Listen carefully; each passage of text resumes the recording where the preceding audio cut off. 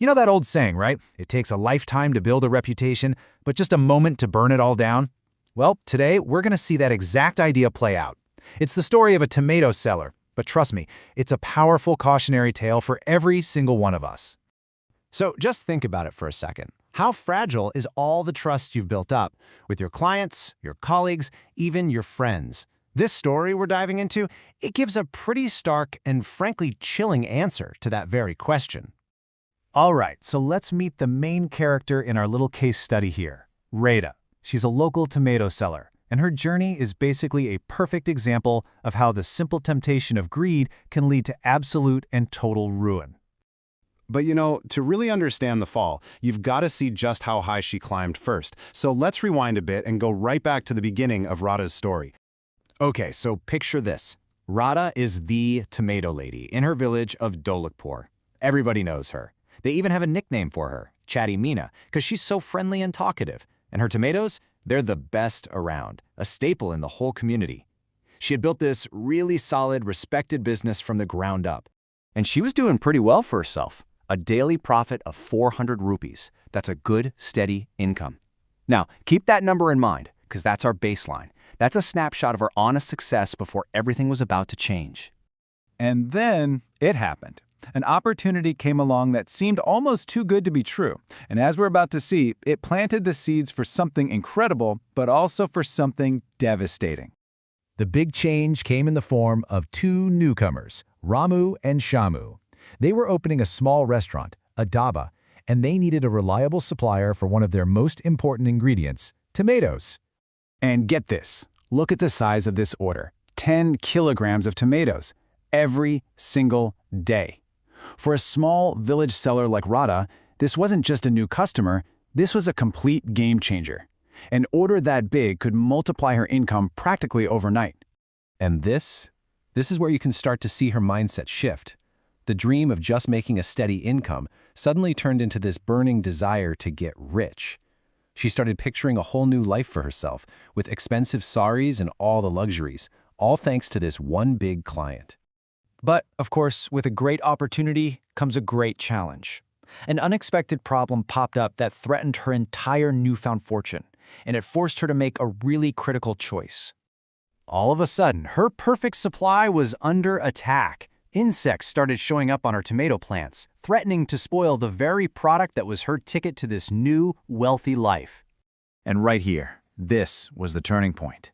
She had two paths in front of her. The honest path meant, accepting a small loss, but protecting our integrity. The greedy path, though, promised a full harvest, but it meant she'd have to use poison and deceive her customers, putting their health at risk. She chose the shortcut. She chose the poison. Her decision to use poison, well, it didn't stay a secret for long. The consequences started small, kind of like whispers, before they grew into a huge roar that would just tear her business apart. The very first warning came from her most important customer, Shamu.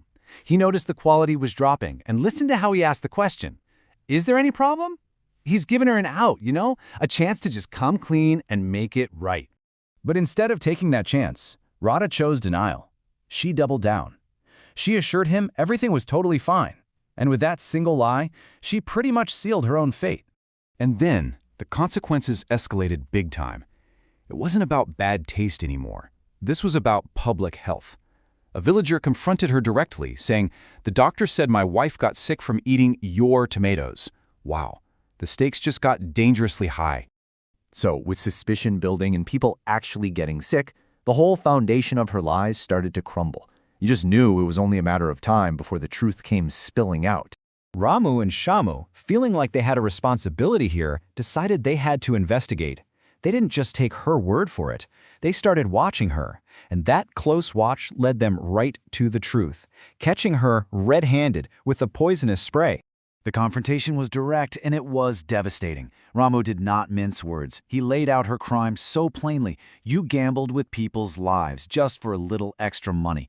He called it exactly what it was, ethically wrong. And that was the verdict.